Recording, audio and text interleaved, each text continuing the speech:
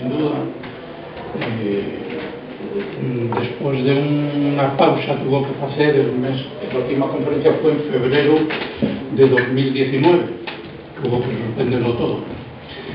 Y íbamos a encamar en el mes de octubre, pero no se pudo por distintas circunstancias. Y encamamos ahora con Xosé Álvar, profesor titular de Economía Aplicada de la Universidad de Oviedo, con un tema, bueno, quiero decir antes de nada, él ya tuvo con nosotros en el mes de Pallares, precisamente de 2016, hablando de la economía de los recursos naturales. Y es la segunda vez que nos visita. Y de aquella era en la antigua sede del Ateneo Obrero, en la calle Coadonga. Quería deciros, porque no sé, alguna cara nueva, quería deciros que puede que este sea el único sitio de Asturias, no lo sé, no, habéis escuchado mucho diciéndolo, puede que sea el único sitio de Asturias donde danse conferencias mensuales exclusivamente sobre temas de Asturias, exclusivamente, ¿no? Y muchas de las veces en asturiano, sin buscarlo, Y también quiero decir a propósito de esto, que curiosamente después de 8 años que llevamos con esta actividad, nunca jamás nadie dijo nada ni a favor ni en contra de que se falara en asturiano, cosa que es una maravilla, que es lo mejor que nos puede pasar, la normalidad. Bueno, esta vez invitamos a Xosé porque él no viene como profesor titular de Economía Aplicada de la Universidad, sino que lo llamamos como vicepresidente de CASME, que es el Consejo Asturiano del Movimiento Europeo, que fue el promotor y el socio del proyecto Iniciativa Real, que existe de hecho, de la Vía Charlemagne, que él va a explicar con mucho detalle. La Vía Charlemagne es una iniciativa en principio de un núcleo francés que se expandió por toda Europa, que a partir del viejo imperio carolingio pensó cómo poder potenciar el imperio carolingio. Sabéis que fue el germen de la actual Europa, ¿no? Cómo aprovechar ese patrimonio monumental, espiritual, de leyendas, de museos, de ciudades, de todo tipo de estructuras físicas, materiales y inmateriales relacionadas con el imperio de Carlomagno. Y concibieron, con el espíritu además europeísta de aglutinar los países y tal, y con el aval por otro lado del Consejo de Europa, consiguieron construir este itinerario cultural y turístico a la par, ¿no? Que llaman Vía Charlemagne, porque parte de aquí es gran y extiéndese por toda Europa, con vías que se combinen unas con otras, cooperando unas con otras. Por ejemplo, no es competencia del Camino de Santiago, sino coopera con el Camino de Santiago y coopera con otros muchos caminos que hay por Europa, unos son en barco, otros en bici, otros a caballo y otros caminando, ¿no? Y una estructura, ya os digo, cultural y turística muy potente y sobre todo, pienso, Asturias, importantísima, ¿no? Por las posibilidades que tiene de desenvolver del país y solo del país, digamos, ¿no? Sin pasar por Madrid, quiero decir. Esta es una iniciativa asturiana, ¿no? Iniciativa asturiana que se basa, para terminar con estas breves palabras, que se basa en que, ¿por qué Asturias? Porque fuera del imperio, fuera de la marca hispánica, de la marca bretona, de la danesa, de la oriental y tal, del imperio carolingio,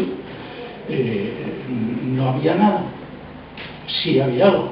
Había contemporáneo el reino de Asturias en tiempos de Alfonso II, que tuvo embaixades y contactos con Carlomagno, como recuelle lo llamaba el amigo Engardo,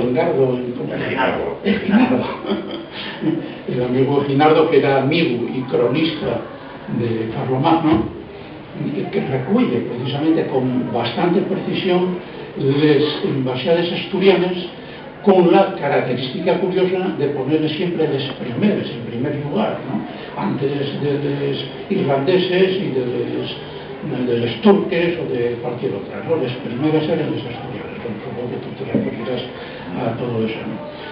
Y la importancia allí que el CASME, el Consejo Asesor del Movimiento Europeo en Asturias, fue capaz de integrar Asturias en las colonias, ¿no?, en el proyecto de la Vía Charlemagne, con todo derecho, por las relaciones, basándose en que precisamente el único reino cristiano fuera de las fronteras del imperio era el reino de Asturias, ¿no?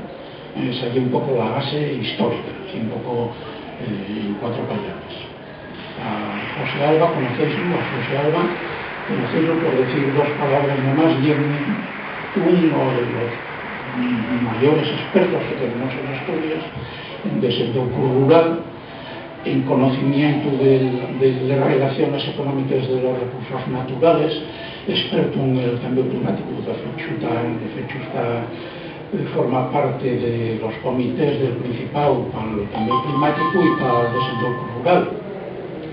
Y tiene montones de trabajos, 30 y pico años de docencia en la Universidad de Oviedo, trabajó en universidades de otros países, Cuba, Francia, Hungría, Polonia, etc.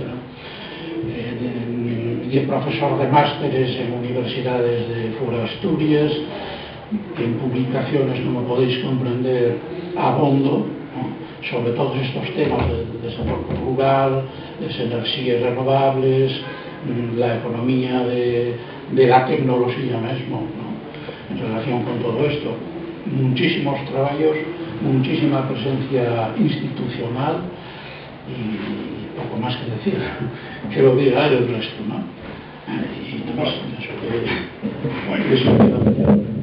Pues muchas gracias, Amadeo. En primer lugar, bueno, estoy muy contento de poder venir aquí por varias cosas. Lo primero porque, bueno, cuento que ya el primer acto después de la pandemia, que ya empieza a ser normal esto de poder, bueno, colaborar no solo a través del ordenador, sino verse físicamente y demás. Y bueno, préstame también en el Ateneo Obrero. Y en este edificio, yo en mi primer despacho que tuve aquí en la Universidad de Oviedo, está en esta planta, en la esquina que da ahí para la Plaza del Parchís, donde estaba precisamente el seminario Henry Brugmans, Estudios Europeos, donde había un montón de documentación, porque ya era centro de referencia de las comunidades europeas, y bueno, ahí topéme con un montón de cosas nuevas, y quisiera citar aquí a Mariano Abad, que fue el artífice de eso y de mucha vinculación definitiva del Consejo Asturiano del Movimiento Europeo, que voy a introducir aquí un poquillín para después referirme a la Vía Charlemagne y finalmente, bueno, comentar también lo que representa Asturias ahí, qué posibilidades tiene Asturias, que yo creo que son buenas, y andarnos alguna reflexión. Ya comentaba Amadeo, el Camino de Santiago. Bueno, ayer todavía corregí un artículo para la revista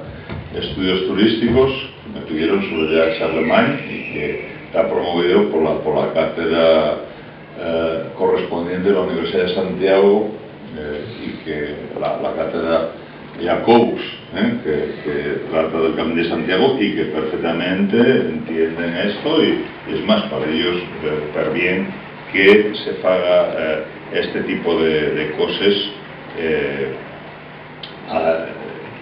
que no son propiamente Camino de Santiago, ¿no? Bueno, vamos a ver entonces un poquillín, 2 palabras sobre el movimiento europeo, nada más por recordarlo. Tras la Segunda Guerra Mundial hay una gran inquietud por ver cómo se tomó un determin de orientar en Europa pues, la paz, la prosperidad y demás, y eso es lo que supone el formiento del movimiento europeo, del cual citase normalmente esa reunión del año 48, donde estaban pues, muchos de los importantes, SPAC, pero también Churchill, en fin, un montón de xente que plantearon una serie de cosas que todavía siguen moviéndose, y el movimiento europeo tiene presencia en muchos lugares de Europa con una visión no partidista. Pues ya huelen partidos políticos, pero lleva un área de no confrontación, digamos, ¿no? Consejo Asturiano del movimiento europeo lleva funcionando unos años, tenemos diversas actividades, ahí veis, bueno, pues algunos con estudiantes o en la Cámara o en la universidad, o mismamente aquí esta última foto de abajo está en el Instituto Jovellanos de enfrente. Bueno, simplemente una referencia a su identidad. Una de las charlas que di sobre esto vinculaba lo de Charlemagne a la identidad europea, que es un tema de discutir importante porque, bueno, hay los que adopten diversas posturas, que sí puede existir, que sí no puede existir y demás. No hay el tema de aquí, pero simplemente por ver que llega que pudiera tocarse, ¿no? Y empezamos entonces con lo que lleve propiamente el tema de Charlemagne, ¿no? Bueno, vamos ahí, esa fecha señera del año 800, y una serie de cosas que son importantes, porque la gente piensa que llega ahora lo de Europa, y bueno, pues en ese tiempo, y luego haremos algún mapa, había moneda común, lengua común, cultura común, había muchas cosas que nos dan a ver la importancia de lo que se hiciera en aquel momento, ¿no? Y si vemos ahí los mapas, este es un mapa de la época, de ese tiempo a caballo del siglo VIII y el siglo IX. Ahí vemos en rosa el Imperio Carolingio, ocupando toda Francia, gran parte de lo que es Centro Europa y la parte, la mitad de la península itálica. Y tenemos ahí el Reino de Asturias. Este es un mapa francés. Yo, para que no haya aquí garradillas y que si nos vamos y tal, prefiero usar mapas de fuera y no mapas de aquí. Y comparámoslo con el mapa actual de la Unión Europea, y aproximadamente, si sumamos eso, viene a darnos incluso algo más de la mitad de lo que lleva ahora el espacio de la Unión Europea. Me parece un poco raro, ¿no? Pero simplemente una comparanza de lo que lleva el territorio del Imperio Carolingio más el Reino de Asturias como reino cristiano, dos entidades evidentemente muy distintas, de gran altor la primera, pero la segunda venía a ser, como decía, hay un momento Amadeo, pues después del otro, el reino cristiano, que bueno, pues vemos ahí cómo tiene una relevancia y una importancia y de un tamaño, ¿no? Fuera de otras cosas, ¿no? Este y otro mapa, ahí está la referencia, año 774, vemos ahí, pues, bueno, parecido a lo anterior, norte del Duero, bueno, ya la cosa ya si llega más para allá, más para acá, a la altura del extremo del Golfo de Vizcaya, y vemos pues Agen, La Chapelle, la Bisgrán, muy al norte, y el Reino de Asturias. Lo que comentaba y que subrayo nuevamente, hombre, ahora parece que tenemos una serie de cosas en la Unión Europea, el euro, directives, bueno, que no es nuevo, eso hay tanto tiempo, dábase de forma que otro mapa diferente, ese reino de Asturias, y era el mayor reino cristiano fuera del Imperio de Charlemagne. Yo tuve, digamos, el honor de que cuando esto estaba negociándose, estaba puxando mucho un eurodiputado asturiano, Jonás Fernández, y tuvimos una reunión, 15, 18 personas allí en el Congreso de los Diputados, representación de diversos países y demás. Yo comenté que el reino bueno, tenía su importancia, ¿no? El mayor reconocimiento en el mundo cristiano que vino de fuera a Charlemagne fue el reconocimiento de Alfonso II, y tenemos la suerte de que eso no está en ninguna crónica ni asturiana, ni árabe, ni nada, ¿no? El cronista de Charlemagne, Eginardo, lo cita expresamente en 3 ocasiones y de forma destacada, ¿no? Con lo cual, bueno, pues hay una cosa importante que tenemos que ver ahí, ¿no? Y hecho un poco esta introducción para llegar a la vía, un poco los símbolos son esos, muy probablemente lo que se utilice como referencia sea esa letra, digamos, ese símbolo, porque esto ya se está utilizando en Aquisgrán para una ruta de la propia ciudad. Vamos a hablar entonces de la vía, los reyes Alfonso II y Charlemagne. La primera noticia que yo tuve de esto vino a ser allá por enero del año 17. Bueno, convócanos, y a través de Jonás Fernández, a una reunión en Oridea, en el Palacio de Toreno, muy bien, voy para allá y enterarme de que hay esto funcionando, ¿no? Promovido por Jonás, con la ayuda de Eugenio Nassarre, para que se vea, ocupó un alto cargo en el Ministerio de Educación con Esperanza Aguirre, un destacado miembro del Partido Popular, con Vicente Domínguez, que era quien ocupaba la viceconsellería de Cultura del Principado de Asturias en aquel momento, además de ser profesor de la Universidad de Oviedo, pero también con el director del Departamento de Historia de la Universidad, Miguel Calleja, con diversas personalidades y con un histórico del europeísmo como José María Herodes, ¿no? Entonces la idea de esta vía Charlemagne, empiezo primero por refogar lo que podría pensarse, no quiero ser ni algo que tenga millones y millones de visitantes. Lo que se trata es de a veces prestar atención, de ver cosas que hay ahí, y que en Asturias tenemos muchas, pero también en otros sitios, vinculadas a esta figura, lo mismo que en otros casos se refiere. Esto trabajaron mucho, mira, préstame a hablar que también a través de la Facultad de Turismo Jovellanos aquí de Xixón tuvimos una conferencia de un profesor escocés, Craig White, de la Universidad de Caledonian University, y allí trabajé para el gobierno en temas de iconos turísticos. Bueno, esto entraría de lleno en ese tipo de cosas, ¿no? Bueno, esta vía procuro con especial interés en esos recursos históricos y culturales, y ahí pueden asociarse ellos países, pero sobre todo lo que nos interesa a nosotros, y no vamos a meternos en otras derivaciones, y es lo que nos queda por el espacio nuestro, por el espacio atlántico, porque habría otras posibilidades conectando con Roma, obviamente, y es lo más importante, o con la zona hanseática, o mismamente con lo que sería la marca hispánica, ¿no?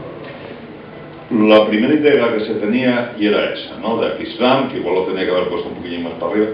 Bueno, de Aquisgrán, conectar con la zona hanseática, con Roma, sería la primera ruta evidente, ¿no? Con la vinculación de Carlomagno, con la marca hispánica, con Burdeos. Y entonces, cuando estaba eso planteado, y es cuando entra en juego Jonás y nosotros, y planteamos que se haga una ruta fuera del imperio, lo mismo que también esa idea fuera, y que conecte con Asturias y con el norte de Portugal, que había formado parte del reino de Asturias. Bueno, y aceptanlo muy bien. En este momento, por ejemplo, la Universidad Lusófona de Porto firmó un manifiesto a favor de esto, la propia rectora adhiriéndose al proyecto, ¿no? Bueno, mapa de los que veíamos ahí sobre esa realidad importante y en la que nos pasa. Cuestión fundamental: estas cosas no se van solas. No se van solas, y yo aquí quiero ser muy agresivo, soy lo siempre, llego a este punto, porque podemos tener mucha historia, pero esa historia puede estar ahí, metida en un baúl, metida en una biblioteca, y, bueno, servir para que unos estudiosos fagan su labor, pero no vaya más allá, ¿no? Entonces a mí, préstame poner eso, que lle la retirada de este documentín que se da a los peregrinos en Santiago, la Compostela, y la su evolución, ¿no? Entonces vemos ahí, partiendo de un origen en cero, fixaivos que del año 70 a los años 80 prácticamente, pues la mayoría de los años dábanse 100 compostelas, profesores de historia, algún especialista, tal, pero no era nada importante, ¿no? ¿Qué pasa? Que empieza, del año 92, empieza un crecimiento escomanado, que veis ahí, y con un mayor crecimiento en los años santos. Pues claro, ¿qué pasa ahí? Pues que ahí se fae un labor importante por promocionar da que era algo histórico, pero que no tenía una funcionalidad en la realidad del siglo XX. Camino de Santiago ya era una reliquia, estaban en los libros, pero no estaba en la realidad. Huevita, sales ahí a la calle y hay un montón de gente que hizo el Camino de Santiago, que tal. Bueno, ¿por qué? Porque precisamente en ese momento el gobierno de Galicia hizo un planteamiento de marketing, clarísimamente, de lobby, de influencia. Aprovechó la Avenida del Papa, aprovechó los fastos del 92, influyó en Bruselas a través de todos los políticos que pudo dar, y con todo eso empezó a rememorarse y a hacerse algo nuevo de lo que ya era un camino viejo, pero que no se estaba utilizando, y como vemos ahí, pues ahora, bueno, este año plantease que a la vuelta de lo del COVID, este año y es posible que se pase de las 400.000 compostelas. 400.000.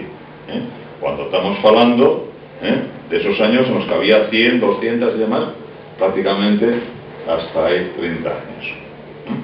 Pero que estos últimos 30 años marcan absolutamente la diferencia, ¿no? 299 hubiera en el año 1988. Bueno, ¿qué puede llevar a esa nueva vía? La vía es Alemania. Bueno, pues dar uso a la cooperación y a las redes, ¿no? Puede vincular también con el Camino de Santiago, pero con otras cosas propias, dar una idea de Europa, esa diversidad, que no hay algo nuevo, que no está inventado de mediados del siglo pasado, sino que tiene una trayectoria. Trata también de sacar un rédito, por supuesto, pues tendrá que haber algún aprovechamiento turístico y demás. Nada por la recuperación de elementos históricos destacados que ahora no están siendo aprovechados, y pongo ahí más destacado que hay algo que se hace poco a poco, no hay una lluvia torrencial y un orvallo que permite ir haciendo cocinas muy en la línea de lo que sería el slow tourism. Bueno, y para nosotros, yo lo único que comento aquí en esta parte de Asturias, bueno, un nuevo foco que hemos puesto en el mapa, ¿no? Como luego veremos al final. Tema de sostenibilidad, bueno, pues lo importante aquí es la lógica del conjunto, quiere decir poco a poco, seriquino, pueden usarse medios falladitos para moverse, mismo bicicleta, que caballo, que andar a pie, que tal. Tampoco se trata de que todo el mundo ande metido por los caminos, simplemente puede irse a determinados actos culturales, un sitio o en otro. Quiere evitarse un uso escamonado que perjudique a la población local, esa gentrificación que tanto se fala, esa pérdida de identidad que tienen los lugares, en la medida en que esto es muy grande y es más difícil que se haga una presión en concreto sobre un punto, cosa que por ejemplo en Santiago ahora está pasando, y es tan importante Santiago que hay toda una problemática, por ejemplo, entre los estudiantes, alquilar piso, y el tema turístico, la población local, bueno, hay toda una serie de problemas. El esparcir todo esto a lo largo de mucho territorio favorece ese uso más cuidadoso. Y, bueno, finalmente, esto permite amestar historia y naturaleza. Yo hay un personaje que me presta mucho, que es Pedro Pidal, que creo que muchas veces se trató del Fatu, cuando no oye tal. Bueno, yo pude ver librinos de él, esos librinos de 15 o 20 fuelles que se hacían ahí 100 años o 110 años, la biblioteca de la Universidad de Oviedo, donde él tiene agada a diferenciarse de Estados Unidos frente a los parques nacionales norteamericanos. bueno, en Estados Unidos tienen naturaleza, pero nosotros aquí en Asturias tenemos naturaleza y además historia, entonces podemos hacer la que más interesante porque se combinan la naturaleza con la historia. Bueno, pues en esto podemos perfectamente hacer, ¿no? Y voy a hablar ahora del tema propio para Asturias, a ver si puedo ir falando de forma que luego podamos comentar un poquitín y demás, ¿no? Bueno, lo primero, ya que tenemos peso a escala, un peso muy importante en esto, yo ahí traigo pues un artículo sobre la proyección europea del Reino de Asturias, política, cultura y economía, 718-910. Eso no está hecho ni por nadie de Asturias, es un investigador joven, junior, y un investigador junior de la Universidad Complutense de Madrid, pero tenemos el tema de los embalses citado por Eginaldo. Tenemos constataciones de cómo Alfonso II saquea a Lisboa, y de Lisboa a Aquisgrán, que hay 1400 kilómetros, lleva una tienda palacio, una tienda de campaña palacio del jefe musulmán de Lisboa para regalarla a Charlemagne. Oye, aquí, mira qué gallo soy, que saqué Lisboa y traigo de esto de regalo. Hay mapas, hay incluso una carta perfectamente documentada de Alcuino de York, digamos, que tenía un peso en el tema religioso en la corte carolingia, a Beato de Liébana. Luego comentaremos algo del tema religioso. Bueno, y hay investigación, ¿no? Yo pongo aquí, te ha sacado totalmente de los textos, algunas cosas relacionadas con esto, escritas por Calleja, el profesor Calleja, en este libro, que recuelle las ponencias del primer congreso que citaba yo del año 2017. Léalo directamente. Y sin embargo, en el tomo en torno al año 800 hay constancia fidedigna de relaciones repetidas y estrechas de Carlomagno con los cristianos de la península. El episodio más conocido es la derrota de Roncesvalles, tal y cual. Pero después, en cualquier caso, la existencia de relaciones entre la corte de Alfonso II y la corte carolingia sí está bien atestiguada y se expresa a través de distintos cauces que citan el pie de la página 48. Son bien conocidas las noticias sobre las sucesivas embajadas de Alfonso II más allá de los Pirineos, y su existencia queda refrendada por el hecho de que se han transmitido a través de un elenco de fuentes numeroso y variado para la época. La primera de ellas se fecha en el año 795 y consiste en una alegación que envía al joven Alfonso II. Bueno, esto puesto por el director del Departamento de Historia de la Universidad de Oviedo, ¿no? Estas embajadas prosiguieron en los años siguientes. Los anales escritos en la abadía de Lors recogen que en el 798 otro legal asturiano llamado Fruela llegó hasta el propio emperador en su residencia en Estal. O sea que tenemos documentación, porque aquí somos muy dados siempre a plantear que, bueno, andamos inventando cosas y tal. No, pues tenemos fuentes, y además fuentes que no son de aquí, sino que vienen de Ionia, ¿no? Tenemos, por ejemplo, artículos publicados por y español, pero yo profesor de la Universidad de Stanford. Y siendo profesor de la Universidad de Stanford, publica este artículo que se titula Alfonso II, Carlomagno y el culto jacobeo. Y no solo eso, sino que hay una comparación entre el gobierno de Carlomagno y el de Alfonso II. Estamos hablando de un profesor de la Universidad de Stanford. Bueno, claro, esto salimos allá a la calle y seguramente que habrá alguien que diga que hay un apatochado de asturianistas, de no sé qué. No, vamos a ver, ni ya asturiano ni tal, y está investigando en una universidad estadounidense, ¿no? Tema eclesiástico. Bueno, Carlomagno sofita la tesis del Beato de Liébana, que es el representante de la iglesia asturiana, frente a la iglesia de Toledo. Hay una diservadura clarísima entre la iglesia de Toledo, entre Lipando, y Beato de Liébana, y se dan zurriagazos auténticamente. Bueno, pues lo mismo Alcuino de York que Carlomagno apoyan la postura de la iglesia asturiana frente a la iglesia visigoda de Toledo. Bueno, Yo cito ahí al profesor Orlandos, que ha puesto ahí la cita al pie. El IPANDO se dirigió a Félix de Urgel solicitando su ayuda en la lucha contra los asturianos. Esto es Beato de Líbano y Eterio. La condena del adopcionismo en Ratisbona provocó una dolida y documentada respuesta del IPANDO, escrita en el áspero lenguaje empleado habitualmente tanto por el prelado de Toledo como por sus adversarios asturianos. Bueno, es decir, documentación que hay respecto a eso, ¿no? Pues bueno, hay toda una serie de apoyatures para hablar de lo que tenía de importancia y de relación el rey de los Asturias ahí. Voy a comentar algunas cosines de lo que pueda ser, bueno, lo que se hizo por aquí para Asturias, algunas reuniones. Ahí tenemos, por ejemplo, a Noel Bolsa, que es el principal promotor de esto, visitando el centro de la cobertoria y viendo diversas cosas ahí del prerrománico.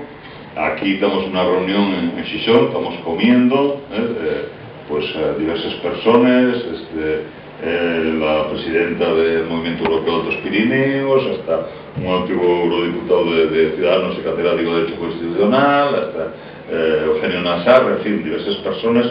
O tenemos aquí como cuando se da ese primer reconocimiento a la vía Charlemagne, pues se plantea esa presentación también. Asturias entra en la gran ruta cultural europea y a Charlemagne. Hubo bastantes publicaciones en prensa asturiana, mismo en la Voz de Asturias que tenemos ahí, que en la Nueva España, que en el Comercio, que cartas a diversas autoridades, que una segunda reunión que se hizo aquí en la escuela esta de hostelería de Begoña, y bueno, ahí estamos. Bueno, pues, ¿por qué me gusta poner eso ahí? No por salir yo como hacía Hitchcock, ¿no? Sino porque ahí estoy con lo que no se trata de competir, sino de societarse unos en otros, ¿no?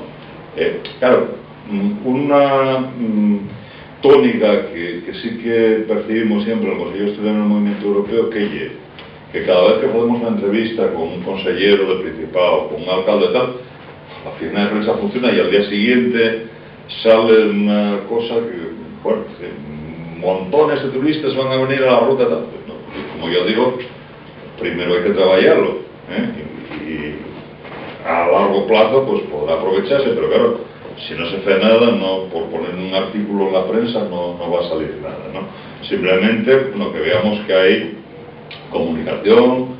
Otras jornadas se hicieron en Avilés con participación de empresarios turísticos, o bueno, hicieron presentaciones ya más recientemente. Ahí se ve la alcaldesa actual de Xixón, Fernando Méndez Navia. En fin, estamos ahí en la feria de muestras, presentando eso en el 2021, ¿no? Y bueno, esta diapositiva a mí me presta mucho ponerla siempre, porque realmente, bueno, y conozco bien aquí, tengo allá, bueno, hay glosas en muchas cosas, pero lo importante es que, bueno, usóse esa portada ahí, pero casi que poco más, porque la verdad que siendo como Patrimonio de la Humanidad, el prerrománico asturiano, está bien deteriorado, bien poco cuidado, bien poco promocionado, y de su luz que sería importante tenerlo más en cuenta. Entonces voy a hablar ahora de algunos recursos que no se aprovechen lo suficiente. Por ejemplo, yo esto tengo lo falado con la Nueva España. Tenemos ahí la iglesia de Santullano, obvio. De aquí, pues, allí testigo David Rivas, que yo donde me casé yo, hay ya unos años. Bueno, pues ahí tenemos a la Mandorga, tenemos cómo están los frescos. Claro, son frescos que tienen 1200 años. Y a la mano derecha tenemos ese dibujo puesto en 3D por un trabajo muy bueno. Tú puedes ponerte unas gafas, mirar, y toda la iglesia vela en ese formato moderno.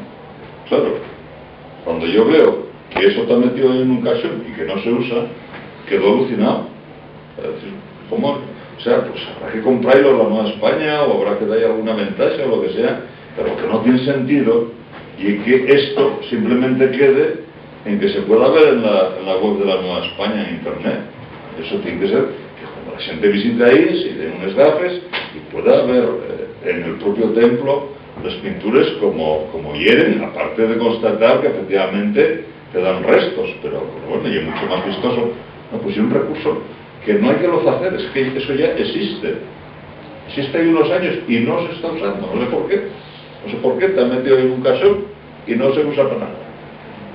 Si es así, una exposición que haga en Nueva España, eso tiene que estar siendo plenamente utilizado, ¿no? Y una cosa que forma parte, por supuesto, de lo que sería los atractivos de vida de Charlemagne.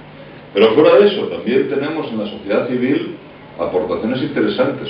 Nosotros estamos en duda en conseguir gestionar el movimiento europeo con este grupo, con el que falamos en alguna ocasión, el grupo Xistas, que son xente que traballa en milenta cosas y que júntense para cantar, para hacer música, música medieval, con trajes de época.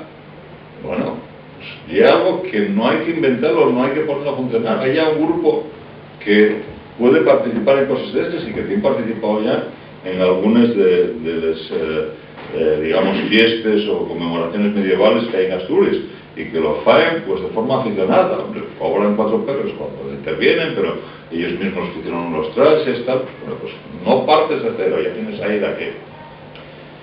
Tenemos, y volvieron a recuperarse este año, porque pararon también con la pandemia, las jornadas medievales del castillo de Auzón, donde al pie de ese castillo, donde se cita la Cruz de la Victoria, pues se hacen exhibiciones de lucha, y además con mucho cuidado por lo que lleva la vestimenta, las armas, no lleva una cosa de chirigota, muy serio, ¿no?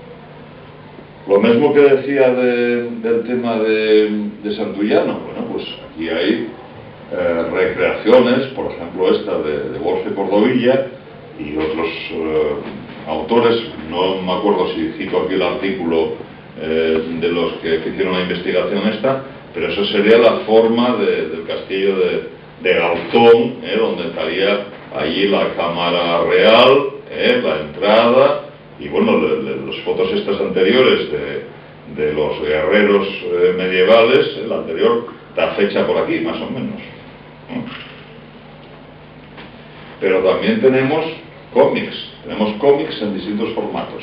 Estos, por ejemplo, Adolfo García, que a la hora de preparar cosas de historia de Asturias tiene escrito mucho, y parte de ello, pues, recreando cosas de la época de la monarquía asturiana. O tenemos también la crónica de Leodecundo de Gaspar Meana. Diréis, bueno, esto no lo conoce nadie. Esta crónica apareció hay casi un cuarto de siglo en asturiano. Compró los derechos de autor para la traducción al castellano la Universidad de Islas Baleares y ganó un premio internacional de cómic, y está vendiéndose muy bien. Hasta aquí es posible que se torne a otras lenguas. Bueno, pues en uno de los 9 tomos de esa crónica de Leodecundo, pues está, por ejemplo, la embajada de Alfonso II a Quisram, y de cuando llevaron la tienda que citaba en antes, ¿no?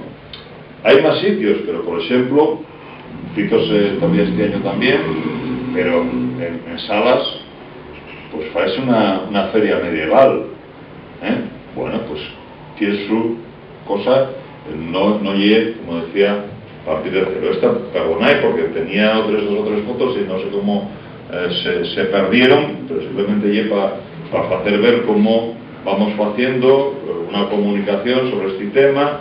Estoy precisamente en la Fundación Valdesalas, pero este año tenemos estado en paradores nacionales, tenemos estado en Cangas de Onís, en varias cosas a través de la Universidad de Oviedo, del Ayuntamiento de Xixón, tenemos estado en Roncesvalles, en Roma, en Aquisgrán, bueno, muchas cosas, en estas jornadas, por ejemplo, que son las segundas que se quieren, las que comentaba ahí en el Paseo de Begoña. Y tenemos también un poco lo que son algunas historias, algunas cosas, ¿no? Yo aquí lo que pongo un tuit de un periodista de La Voz de Asturias que está muy interesado en el tema y comentaba de cómo sería la tienda esa. Bueno, como una tienda ahí que no se sabe cómo sería, pero lo que sí sabemos y que es importante es decir, oye, el esfuerzo de llevar una tienda que ocuparía un montón de bultos enorme y llevarlo de Lisboa a Quislam, pues y algo como para contar, ¿no? Y frases que a mí me llaman la atención, ¿no? Decíalo antes, en esa primera reunión en la que yo tuve, tenía de frente justo a Nadine Portel, que es esta persona, y es una, a ver cómo diría, y era presidenta del Movimiento Europeo de Altos Pirineos de Francia. Trabajó mucho en temas de universidades, de relaciones entre universidades francesas y demás, una especie de inspección para la cooperación entre universidades francesas y demás. Y yo tenía enfrente, en la reunión esta en Madrid, cuando yo comenté que las razones por las que entendía que Asturias tiene que estar en Vía de Charlemagne, pegó un bote en la silla y dijo, pero ¿cómo no va a estar en Vía de Charlemagne el país del rey Alfonso II, ¿no? Y después Noel Oxa, que apareció antes en una diapositiva, digamos que ella es el secretario ejecutivo de Vía Charlemagne, comentábame una de las veces que vino aquí, que lleva no creerlo, ¿no? 13 monumentos, una época en la que no podíamos topar ni 3 en Francia, ¿no? Tienes aquí 13 monumentos, en Francia ni 3, la verdad. Y es que me entero ahora, porque esto no está promocionado de manera ninguna, ¿no? Entonces, bueno, muchas veces el Camino de Santiago es muy bueno, pero a veces dejan sombra muchas cosas si no sabemos ayudar para ellas, la verdad. Y a veces, bueno, pasa por ahí una ría de gente y no hacemos porque pueda repetir una visita o lo que sea, ¿no? Comité científico, folletos, en fin, diversas cosas. Esas son reuniones del comité científico en Roma. Está ahí la entrega de esa obra artística al representante, bueno, no y oficial, no forma parte, pero bueno, el observador, digamos, del Vaticano en la Organización Mundial de Turismo, una visita, y estuve presente allí, lo mismo que profesores de geografía, Jean-Pierre Losato, por ejemplo, que es catedrático de geografía de la Sorbona, o Bernard de la Derrière, que tiene la Legión de Honor, que es el presidente de Vía de Charlemagne. 2 libros ahí, que hay publicados ya sobre esto en Asturias, el del primer congreso en el Ridea, en Oviedo, y el que se hizo aquí en Begoña, en Xixón. Hicieronse otras actividades, algunos de los que aquí tuvisteis a bien participar en ellas, por ejemplo, esta sobre fotografía en el entorno de Valdedios, y algunas de las fotos de Amadeo, la foto de grupo donde se nos ve a los varios que nos partimos por allí para hacer un montón de fotos de la zona, o esta otra que bueno, fue una ruta circular que salió de la Facultad de Comercio de Xixón, fue a Valdedios. Yo fui en coche, pero estos 3 fueron pedaleando para verla un poquitín, medirla, habíamos ensayado primero, pero de Valdedios a Santullano de Oviedo, y luego de Santullano de Oviedo nuevamente a Xixón, ¿no? Bueno, pues serían cosas que se pueden ir poniendo después para otra gente y demás. Cosa pero importante, esto no es algo nuevo que vaya a sustituir nada anterior, que quiera confrontarnos, no. La idea es que nada menos que 8 distintas iniciativas que discurren geográficamente por ahí pueden colaborar. Hay una oficina técnica ya que trata de coordinar esto, que rutas que son de caballo, de bicicleta, de leyendas, de miles de cosas que colaboren y de forma que las actividades que se hagan en Porto puedan ser conocidas en otro sitio a través de esta red y bueno, que se haga un funcionamiento común, ¿no? Bueno, hablase de la Grande Travels Européenne, bueno, de turismo sostenible, ¿no? Bueno, esto va más lloñe de lo que sería la vía de la que estamos hablando, porque entraría, o ya entró, en otro tipo de proyectos, Interreg, de cooperación, digamos, educativa, Erasmus Plus, etcétera. O sea que no se trata de que sea una cosa ahí aparte, sino que todo eso pueda formar una cadarma de distintas cosas que se sofiten mutuamente, ¿no? Bueno, pues parece que hay una cosa interesante, ¿no? Antes falaba a cuenta de lo de la tienda de que yo creo que a veces nos confunde el turismo en este ámbito, ¿no? A veces tenemos a catálogos de historia proponiendo cosas de turismo. Yo creo que los cocineros tienen que cocinar y que los que juegan a baloncesto y mejor que no juegan al golf y cosas de estas, ¿no? Entonces, a veces, claro, estamos avezados a que se pongan traves, miles, por cuestiones de precisión histórica. No, es que no, yo seguro que no sé qué. No, en muchísimos sitios lo que tienen muy claro allí, lo que por un lado son las historias y lo que por otro lado son las siguientes. En inglés ves perfectamente lo que es history y lo que es story. Entonces, bueno, hay toda una serie de cosas aquí en relación al reino de Asturias que son history. Las relaciones de Alfonso II con Carlomagno, las embajadas, los monumentos que tenemos, la materialidad de estos monumentos que físicamente podemos palparlos. Hay después otras cosas que pueden entrar en el campo de las leyendas o en el campo de la derecha, ¿no? Y ahí tenemos pues, muchas cosas. Esto de la tienda no lo tenemos del todo documentado, bueno, pues, pero ahí está, y hay suficiente apoyatura para hablar de ello. Lo mismo que podemos hablar, seguramente, de Bernardo del Carpio y la batalla de Roncesvalles. Bernardo del Carpio y era sobrino de Alfonso II, y teóricamente y el que mató a Roland. Chico, que no lo aprovechamos, y tenemos ahí la tumba. Bueno, no está en Asturias, pero son cosas que pueden venir a solicitar de aquí. Hay otras cosas, no les incluiré aquí en la presentación, pero por ejemplo, Monchu, el cura que muchos conocéis, y que es un gran aficionado a la historia y un gran artista que hace de esas exposiciones, y es que, por ejemplo, la tapa de la Casa de las Ágatas está cerrada con un broche claramente Sachón que regaló Carlomagno a Alfonso II, que es distinto al resto de la casa y demás. Bueno, eso está demostrado, ¿no? Pues yo vi unos autores que dicen taxativamente que no, otros que bueno, bueno, pues podemos ponerlo en esa segunda cosa. E incluso hay algunos artículos publicados, libros y de gente de la academia que no están muy bien vistos, a lo mejor, pero bueno, pues hay los que sostienen que Alfonso II tuvo casado por poderes con Bertinalda, una pariente de Carlomagno. Bueno, pues eso forma parte de esas leyendas que digo que pueden dar al rodeo de algún tipo de planteamiento turístico y demás.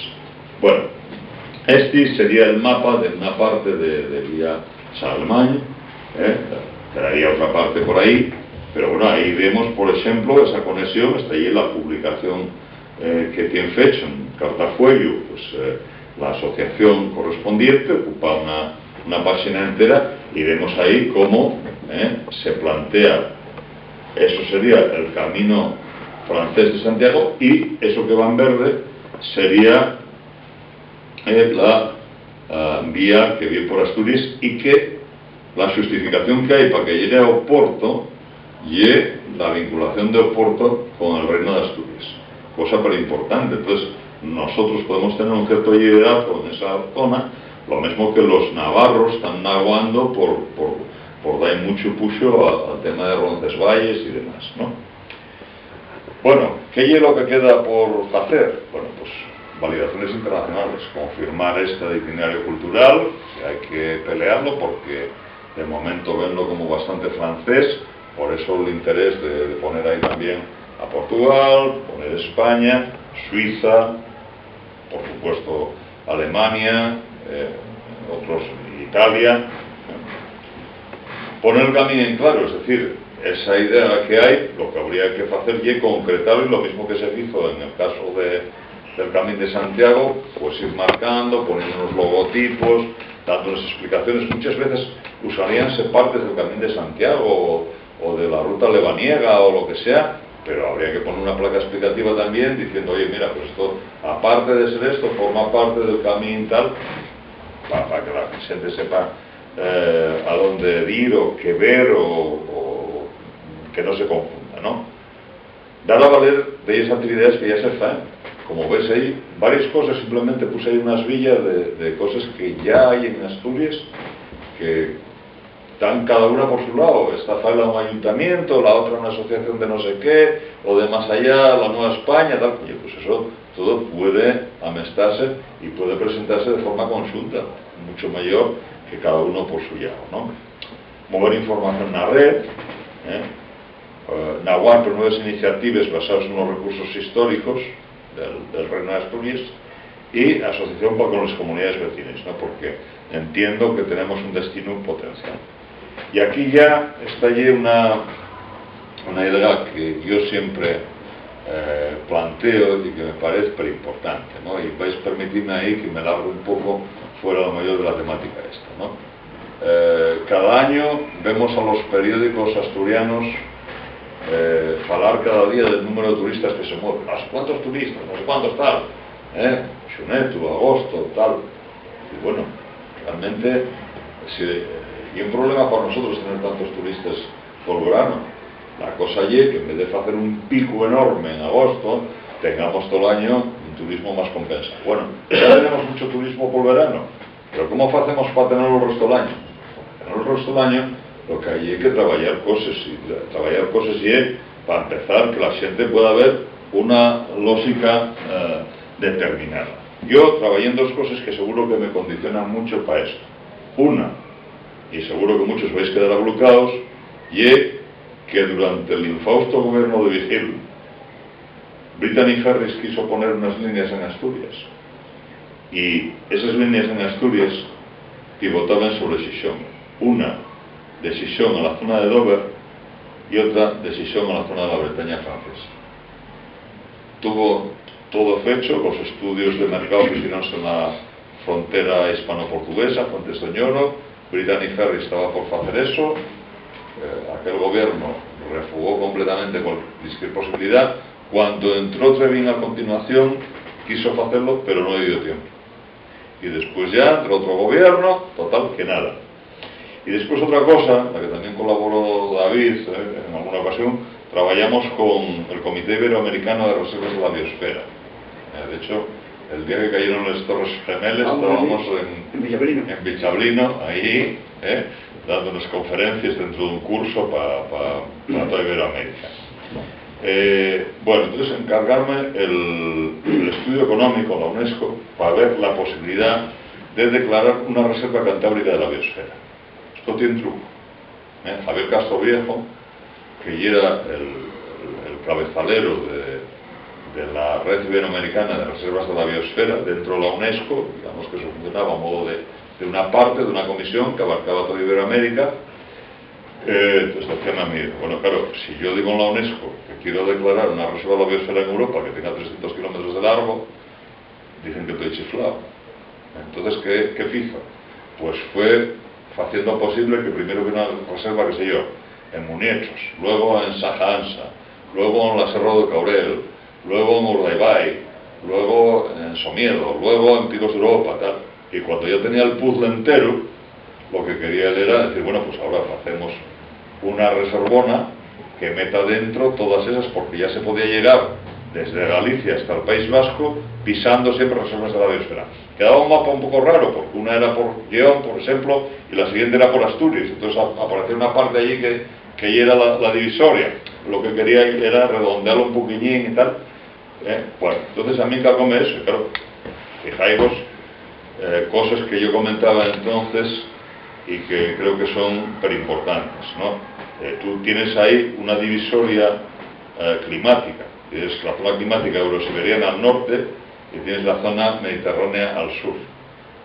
Que a alguien le gusta una cosa, a un lado, que le gusta la otra, para el otro. Tienes recursos de diversidad los que quieras. Tienes, por ejemplo, cuevas prehistóricas de primer nivel, mismo en Cantabria que en Asturias. Tienes yacimientos romanos en Palencia, en Lleón. Tienes bosques, los que quieras. Tienes ríos. Tienes un montón de cosas que te permiten presentarte al mundo, y lo que digo yo siempre a los políticos, mira, si pusieras el mundo al tamaño de una pelota de baloncesto, eso que yo pongo ahí ocupa el tamaño de más de un par de granos de arroz. O sea, y algo visible. Sería la mayor mancha verde en Europa, con el Camín de Santiago per baixo y con vía Charlemagne por encima. Eso podía ser trabajándolo con tiempo, ¿no? Esto no llega para salir al día siguiente del periódico y decir un destino turístico que nace por generación espontánea. No, eso es imposible. Pero sería algo preimportante. Yo estoy seguro que habría gente del Reino Unido o de Alemania que perfectamente comprase un viaje que fuera venir en avión a Bilbao o a Santander con un coche de alquiler para 4 o 5 días, salir por ahí o al revés, y eso puede hacerse en otoño, puede hacerse en primavera, puede hacerse eso, mismo que sea Seronda, mismo que sea, hombre, en invierno a lo mejor y menos interesante, pero ¿por qué traigo esto aquí? Porque esta vía podría venir a dar un aliciente a lo que ya el camín principal de Santiago, que ya el que llaman francés, aunque los franceses sean todos, el que viene por el sur de la cordillera. Y podía venirse por ese camín y hacer la vía vadiniense o el camino lebaniego, que va hasta Santo Toribio de Liébana, hacer luego el camino de los santuarios que promovió ahora el Principado, y luego el viejo camino primitivo o origen del camino, o como quieran llamarlo, y continuar hasta Oporto. Ahora bien, lo que eso da es visibilidad en el mapa, ¿no? Si amestamos una zona de alto reclamo natural con una zona de recursos históricos y se trabaja, es allí una forma de desestacionalizar el turismo. No salir en el periódico que queremos desestacionalizar, bueno, ¿y qué os trae desestacionalizar? ¿Alguna cosa concreta? Pues esto a lo mejor podía ir en ese camino. Ya pensé si ponerles al principio o si ponerles al final, o ponerles al principio y al final déjeles aquí, ¿no? ¿Qué cuacho de Alemania? Evidentemente, yo creo que sí, que hay una cosa interesante, que hay recursos a montón, que hay voluntad de asociaciones de distintos países. El año pasado llegó por primera vez el primer grupo a Roma por la vía Francígena, que formaría parte de esto. ¿No basta con el Camín de Santiago? Bueno, el Camín de Santiago funciona todavía, pero bueno, es que no se estorban para nada, y llega ahí una nueva idea añadida a la del Camín de Santiago, que además, yo jalelo con los gallegos, venlo bien, dicen que Camín de Santiago ya hay 40.000, que val más que alguno de los caminos se llame de otra manera, porque si no aquello y un tragamundio total. Decíanme, dentro de Galicia hay 5 caminos de Santiago. Claro, eso tenemos que quitarlo porque es un desastre. ¿Cómo es que Asturias cuida tanto el negocio? Bueno, pues yo creo que es nidio que Asturias tiene ojitos más eficientes, tiene recursos, no solo del pasado, sino como veíamos, pues cosas que fue el Ayuntamiento de Castellón, o que fue un grupo musical, o que fue unos dibujantes, o que fue un periódico. Hay muchas cosas que se pueden aprovechar, ¿no? ¿Qué tipo de consecuencias trae? Hombre, yo creo que sí daría una vuelta a lo que son estas posibilidades, y sobre todo, insisto en la idea esa de turismo amable, sostenible, slow tourism, incluso la desestacionalización que comentábamos, ¿no? Y claro, la trúa final y la de si seremos quien a mirar para adelante y programar y actuar, porque esto lo que no puede ser ya algo de decir, oye, ponemos esto aquí y ahora venga, para adelante, ¿no? A mí una cosa que me extrañó mucho fue que en las reuniones que tuve con la administración planteaban, no, oye, que este año estamos haciendo lo del Camino de los Santuarios. Sí, claro, tampoco será una tarea tan escomanada que impida hacer cualquier otra cosa. Y sobre todo, preguntábame una persona en un momento dado, bueno, ¿cómo es que estáis vosotros con esto? Que no lo llevan empresarios. Bueno, yo lo que no lleva. Y no sería mejor juntar, no sé qué, bueno, no sería mejor. Yo digo así, estoy en un tren que sale. El tren pusieron en marcha los franceses. O te subes o te quedas en la estación. No, yo voy a prepararme y tal, y voy a hacerlo muy bien dentro de 10 años. Bueno, dentro de 10 años el tren, vete tú sabes dónde está. El momento de subirse y el momento en el que el tren sale de la estación. Y por una vez, en una cosa de estas, tuvimos la posibilidad de subirnos al tren desde el principio. Estamos en ello, a ver si somos capaces a ver si esto puede llevar a algún camino de convertirse en una realidad. No lleve nada mágico, no lleve algo que vaya a traer dinero a reales fáciles, no, oye, una de las milenta cocinas que se pueden hacer y para las que hay recursos históricos y hay ahora gente que está trabajando en ello. La cosa es creer y tirar, lo mismo que creyeron y tiraron en Galicia con el Camino de Santiago. Ahora hay gente aquí en Asturias que tal parece que está tratando de recuperarlo. Y no, mira, eso ya, y algo que movieron los gallegos. Lo que saquemos de ahí, fenomenal, ponémonos el rebufo y lo que nos caiga. Pero claro, en esto sí que podíamos tomar un labor de ser quienes pintásemos en la parte esta de España, mismo que van a pintar en Navarra, que hay una cosa que se me olvidó decir. En Navarra hay ya 14 municipios con rotulación de este camino.